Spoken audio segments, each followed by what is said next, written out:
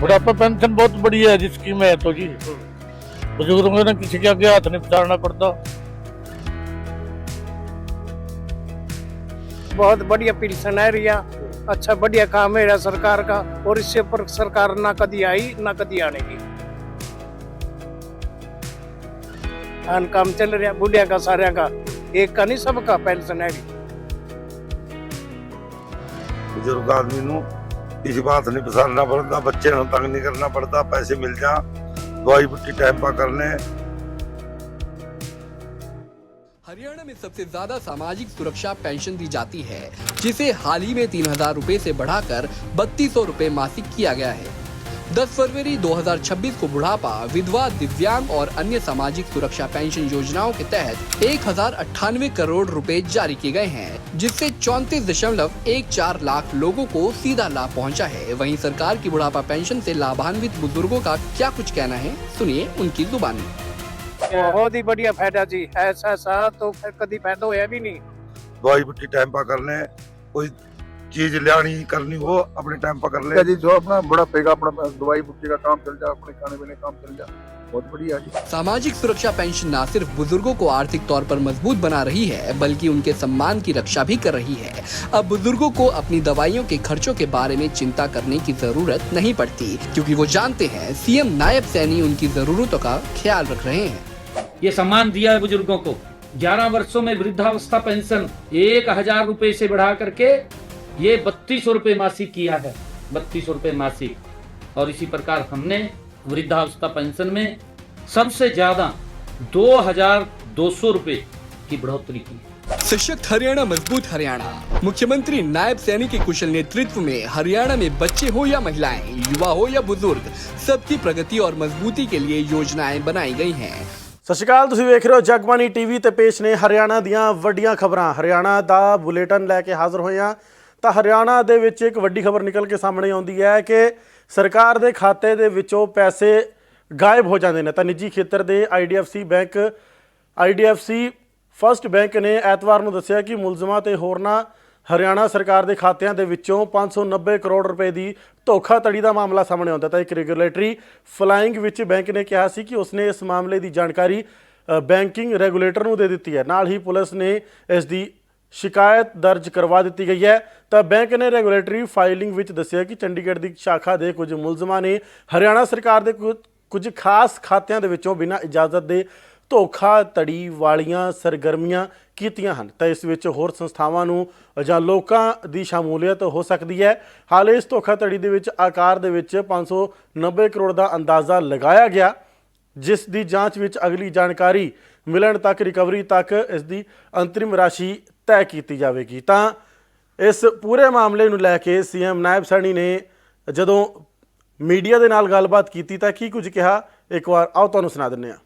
मैंने हाउस के अंदर पूरी डिटेल के अंदर बात रखी है कि जो आईडीएफसी फर्स्ट बैंक है उसके अंदर लेन देन में कुछ अनियमितताएं थी, क्योंकि विभागों द्वारा अलग अलग अपना पैसा बैंक में रखा जाता है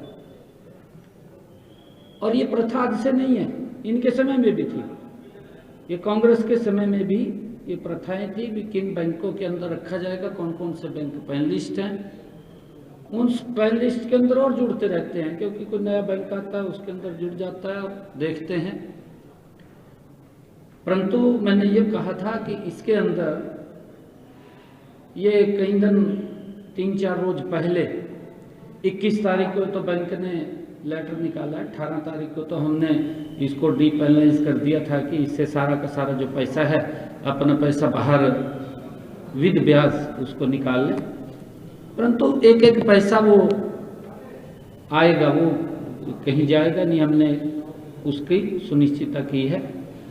और कर्मचारी या बैंक का उसने अगर कोई हरकत की है, जैसा बैंक ने कहा है कि हमने उसके खिलाफ कार्रवाई की है एक उच्च स्तरीय, क्योंकि इसके ऊपर हमने एंटी करप्शन ब्यूरो को दिया है, उसके अंदर कार्रवाई चल रही है और हमारा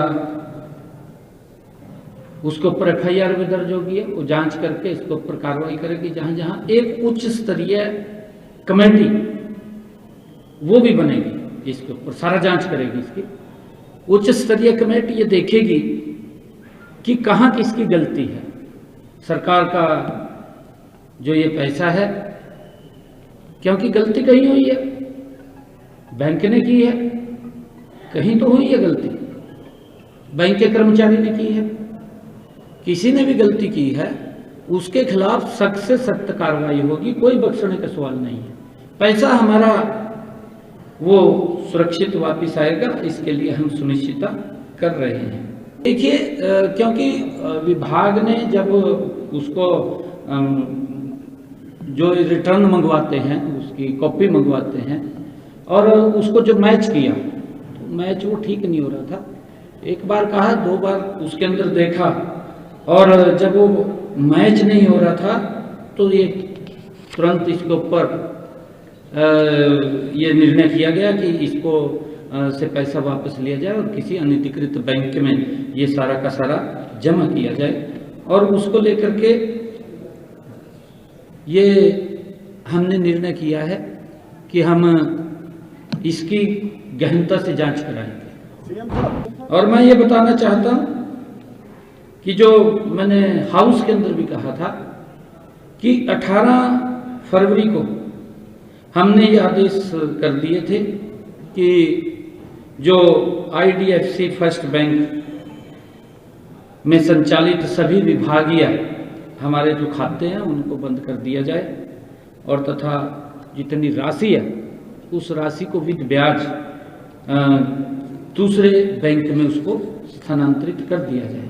क्योंकि बैंक ने तो 21 तारीख को लेटर जारी किया, हमने तो 18 तारीख को उसके ऊपर कार्रवाई करी। इसमें अलग अलग है, एक हमारा विभाग है जो पोल्यूशन का है, एक हमारा ULB का नगर निगम का पंचकुला का है, एक नगर परिषद कालका का है, और पंचायत का विभाग भी है। 4-5 विभाग इसमें शामिल है। देखिए, मैंने आपको कहा ना भी, एक उच्च स्तरीय कमेटी भी बनेगी। हमने एंटी करप्शन ब्यूरो को दे दिया है, वो जांच कर रहे हैं। एक उच्च स्तरीय कमेटी भी बनेगी जो बिल्कुल जांच करेगी, ये मैंने स्पष्ट कहा है। एक कमेटी भी नहीं, उसमें IAS अधिकारी होंगे बड़े। ਤਾਂ CM ਨਾਇਬ ਸੈਣੀ ਨੇ ਇਸ ਪੂਰੇ ਮਾਮਲੇ ਦੇ ਬਾਰੇ ਜਾਣਕਾਰੀ ਦਿੰਦੀ ਅਤੇ ਕਿਹਾ ਕਿ ਇਸ ਪੂਰੇ ਮਾਮਲੇ ਦੇ ਵਿੱਚ ਜੋ ਵੀ ਕੋਈ ਦੋਸ਼ੀ ਹੋਵੇਗਾ ਉਸ ਨੂੰ ਬਖਸ਼ਿਆ ਨਹੀਂ ਜਾਵੇਗਾ। ਤਾਂ ਹਰਿਆਣਾ ਦੇ ਮੁੱਖ ਮੰਤਰੀ ਨਾਇਬ ਸੈਣੀ ਨੇ ਮੰਗਲਵਾਰ ਨੂੰ ਵਿਧਾਨ ਸਭਾ ਦੇ ਵਿੱਚ IDFC ਬੈਂਕ ਘੁਟਾਲੇ ਸੰਬੰਧੀ ਅਹਿਮ ਜਾਣਕਾਰੀ ਸਾਂਝੀ ਕੀਤੀ। ਮੁੱਖ ਮੰਤਰੀ ਨੇ ਦੱਸਿਆ ਕਿ ਇਸ ਧੋਖਾਧੜੀ ਮਾਮਲੇ ਦੇ ਵਿੱਚ ਸਰਕਾਰ ਨੇ ਬਹੁਤ ਤੇਜ਼ੀ ਨਾਲ ਕਾਰਵਾਈ ਕਰਦਿਆਂ 24 ਘੰਟੇ ਦੇ ਅੰਦਰ ਰਕਮ ਰਿਕਵਰ ਕਰ ਲਈ ਹੈ। ਤਾਂ ਮੁੱਖ ਮੰਤਰੀ ਅਨੁਸਾਰ ਹਰਿਆਣਾ ਸਰਕਾਰ ਦੇ ਖਾਤੇ ਦੇ ਵਿੱਚ 556 ਕਰੋੜ ਰੁਪਏ ਵਾਪਸ ਜਮ੍ਹਾਂ ਕਰਵਾ ਦਿੱਤੇ ਗਏ ਨੇ। ਇਸ ਦੇ ਨਾਲ ਹੀ ਬੈਂਕ ਵੱਲੋਂ 22 ਕਰੋੜ ਰੁਪਏ ਦਾ ਵਿਆਜ ਵੀ ਸਰਕਾਰ ਨੂੰ ਅਦਾ ਕੀਤਾ ਗਿਆ ਹੈ। ਕੀ ਕੁਝ ਕਿਹਾ ਗਿਆ ਉਹਨਾਂ ਵੱਲੋਂ, ਆਓ ਤੁਹਾਨੂੰ ਸੁਣਾ ਦਿੰਦੇ ਹਾਂ। माननीय अध्यक्ष जी, मैं इस सदन के समक्ष यह स्पष्ट करना चाहता हूं कि कल का जो प्रकरण में शामिल हमारे कुछ हरियाणा सरकार के विभागों का पैसा था और बोर्ड कॉरपोरेशनों सहित संपूर्ण राशि मात्र 24 घंटे के अंदर हमारी सारी राशि वो वापस हमारे खातों में जमा हो गई है, जो वो राशि गई है। माननीय अध्यक्ष जी, लगभग बैंक द्वारा 556 करोड़ रुपए जमा कराए गए थे, जिसमें लगभग 22 करोड़ रुपया ब्याज का भी हमने लिया। जो ब्याज था वो भी वापस आ गया, उसको भी हमने जमा, ये हो गया है। और उस पूरे पैसे की रिकवरी भी हमने मात्र 24 घंटे के अंदर कर ली है। बैंक ने यह भी माननीय अध्यक्ष जी अवगत कराया है कि यह प्रकरण मुख्य रूप से बैंक की एक ही शाखा चंडीगढ़, क्योंकि बैंक से भी पूछा गया है, बैंक की एक शाखा चंडीगढ़ के 4-5 मिडिल और लोअर क्लास के कर्मचारी थे, जिन्होंने मिली भगत करके इस बात को अंजाम दिया। सरकार बैंक के साथ मिलकर के माननीय अध्यक्ष जी यह सुनिश्चित करेगी कि इस प्रकरण में शामिल रहने वाले बैंक कर्मी या कोई निजी व्यक्ति या कोई सरकारी कर्मचारी भी है। मैंने कल भी कहा था माननीय अध्यक्ष जी, इसी सदन के अंदर मैंने कहा था कि अगर कोई सरकारी अधिकारी भी होगा या कर्मचारी होगा उसके खिलाफ सख्त कार्रवाई करेंगे। मैं आज उस बात को रिपीट कर रहा हूं। इस मामले में संलिप्त किसी भी व्यक्ति को कोई बख्शने का सवाल नहीं है माननीय अध्यक्ष जी, क्योंकि आज देश के अंदर नरेंद्र मोदी जी जैसा मजबूत चौकीदार यही तो सुरक्षा कर रहा है। भी सरकार के पैसे की तरफ कोई देख भी ना सके, कोई झांक भी ना सके। ये हरियाणा प्रदेश के 2 करोड़ 80 लाख लोगों की मेहनत का पैसा है, उनके वेलफेयर पे खर्च होगा, उसकी तरफ कोई गलत आंख से कैसे देख सकता है? उसके खिलाफ सख्त कार्रवाई हमारी सरकार करेगी। मैंने कल ही कहा था माननीय अध्यक्ष जी। इसके अलावा सदन की जानकारी में मैं यह भी लाना चाहता हूं कि हमने वित्त सचिव के अध्यक्षता में एक हाई लेवल कमेटी भी बनाई। मैंने कल घोषणा की थी माननीय अध्यक्ष जी, प्रेस के अंदर घोषणा की थी मैंने कहा था कि हम एक हाई लेवल कमेटी बनाएंगे जो न केवल इस प्रकरण में शामिल अधिकारियों कर्मचारियों की जवाबदेही तय करेगी, बल्कि ऐसे सुझाव भी ये कमेटी देगी जिससे भविष्य में इस प्रकार की स्थिति न बन सके जो स्थिति आज बनी है।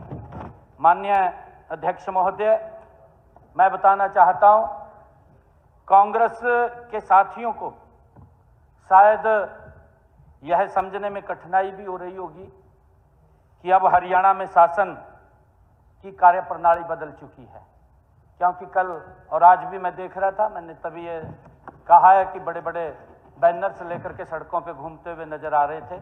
भी बड़ा घोटाला हो गया, बहुत ज़्यादा भ्रष्टाचार हो गया। परंतु माननीय अध्यक्ष जी, ये नरेंद्र मोदी जी के नेतृत्व में ये डबल इंजन की सरकार जो एक एक पाई का हिसाब भी रखती है, उसके ऊपर ध्यान भी रखती है कि कोई उसको गलत खर्च ना करे। माननीय अध्यक्ष जी, हमारे विपक्षी साथियों को शायद इस बारे में जानकारी नहीं है कि अब हरियाणा की शासन प्रणाली भी वो पूरी रूप से बदली हुई है, बदल चुकी है। वह दौर अब नहीं रहा जब घोटालों को भी दबा दिया जाता था, जो घोटाले की फाइल होती थी उसको भी दबा दिया जाता था। अब वो दौर नहीं रहा, अब वो दौर नहीं रहा माननीय अध्यक्ष जी। नहीं तो घोटाले की फाइल को दबा दिया जाता था, मेरे पास कई फाइलें, फाइलों को दबा दिया जाता था, जिम्मेदारी तय नहीं होती थी माननीय अध्यक्ष जी, किसी की जिम्मेदारी तय नहीं होती थी। ये हालात थे माननीय अध्यक्ष जी। माननीय अध्यक्ष जी, नरेंद्र मोदी जी के कुशल नेतृत्व में, नरेंद्र मोदी जी के कुशल नेतृत्व में भारतीय जनता पार्टी की सरकार जीरो टॉलरेंस और टू करप्शन की नीति पर मजबूती से काम कर रही है। मैं ये हाउस को जानकारी देना चाहता। माननीय अध्यक्ष जी, मैं इस सदन के ਤਾਂ ਇਸ ਦੇ ਨਾਲ ਹੀ ਸੀਐਮ ਨਾਇਬ ਸੈਣੀ ਨੇ ਰਾਹੁਲ ਗਾਂਧੀ ਅਤੇ ਕਾਂਗਰਸ ਪਾਰਟੀ ਦੇ ਉੱਤੇ ਨਿਸ਼ਾਨਾ ਸਾਧਿਆ। ਵਿਰੋਧੀਆਂ ਦੇ ਨਾਲ ਉਹਨਾਂ ਤੇ ਨਿਸ਼ਾਨਾ ਸਾਧਦੇ ਹੋਏ ਕਿਹਾ ਕਿ ਵਿਰੋਧੀਆਂ ਦੇ ਕੋਲ ਹੁਣ ਕੋਈ ਮੁੱਦਾ ਨਹੀਂ ਬਚਿਆ, ਕਾਂਗਰਸ ਦੇ ਕੋਲ ਕੋਈ ਮੁੱਦਾ ਨਹੀਂ ਬਚਿਆ। ਉਹਨਾਂ ਨੇ ਸਿਰਫ ਬਿਨਾਂ ਮੁੱਦੇ ਦੇ ਹੀ ਕੋਈ ਨਾ ਕੋਈ ਗੱਲ ਕਰਨੀ ਹੁੰਦੀ ਹੈ। ਉਹਨਾਂ ਨੇ ਜੀ ਰਾਮ ਜੀ ਬਾਰੇ ਗੱਲ ਕਰਦੇ ਹੋਏ ਕਿਹਾ ਕਿ ਜਿੱਥੇ ਪਹਿਲਾਂ 100 ਦਿਨਾਂ ਦਾ ਰੋਜ਼ਗਾਰ ਮਿਲਦਾ ਸੀ, ਹੁਣ 125 ਦਿਨਾਂ ਦਾ ਰੋਜ਼ਗਾਰ ਲੋਕਾਂ ਨੂੰ ਪ੍ਰਾਪਤ ਹੁੰਦਾ ਹੈ। ਤਾਂ ਕਾਂਗਰਸ ਦੇ ਕੋਲ ਕੋਈ ਮੁੱਦਾ ਨਹੀਂ ਬਚਿਆ, ਸਿਰਫ ਬਿਨਾਂ ਕਿਸੇ ਮੁੱਦੇ ਦੀ ਰਾਜਨੀਤੀ ਦੀ ਉਹ ਗੱਲ ਕਰਦੇ ਨੇ ਤੇ ਕਾਂਗਰਸ ਨੂੰ ਸਿਰਫ ਪਰੇਸ਼ਾਨੀ ਹੋ ਰਹੀ ਹੈ ਜੀ ਰਾਮ ਜੀ ਤੋਂ, ਕਿਸੇ ਹੋਰ ਨੂੰ ਕੋਈ ਪਰੇਸ਼ਾਨੀ ਇਸ ਮਾਮਲੇ ਦੇ ਵਿੱਚ ਨਹੀਂ ਹੋ ਰਹੀ। ਤਾਂ ਕੀ ਕੁਝ ਕਿਹਾ ਸੀਐਮ ਨਾਇਬ ਸੈਣੀ ਨੇ ਨਿਸ਼ਾਨਾ ਸਾਧਦੇ ਹੋਏ ਕਾਂਗਰਸ ਤੇ, ਆਓ ਤੁਹਾਨੂੰ ਸੁਣਾ ਦਿੰਦੇ ਹਾਂ।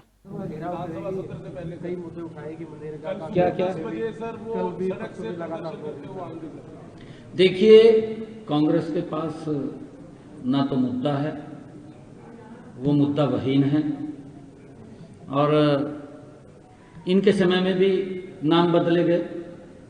कितने बार मनरेगा का नाम बदला गया।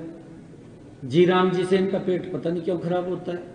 भाई ये तो जी राम जी तो हर व्यक्ति को कहने में अच्छा लगता है, और जो हमारे जी राम जी के वर्कर्स हैं या मेट्स हैं वो इसका स्वागत कर रहे हैं, परंतु कांग्रेस को दिक्कत आ रही है। एक भी व्यक्ति ने कहीं इनका कोई किसी ने ये कहा हो भी भाई यहाँ ये है, क्योंकि इसके अंदर उसको सुरक्षित किया है। जहाँ 100 दिन का रोजगार था वहाँ 125 दिन का मिला है। काम का विस्तार हुआ है। पहले तो काम ये था, इनके समय के अंदर खड्डा खोद दो, अगले दिन कहते थे कहा बंद कर दो, इतना काम था। आज इस काम का विस्तार भी हुआ है और इस बात को भी ध्यान में रखा गया है कि अगर किसान की फसल बिजाई का या कटाई का समय है, उस समय भी जो हमारे मनरेगा ये जी राम जी के वर्कर्स हैं, पंचायत उसके ऊपर निर्णय कर सकती है कि इस समय के अंदर उनको छुट्टी।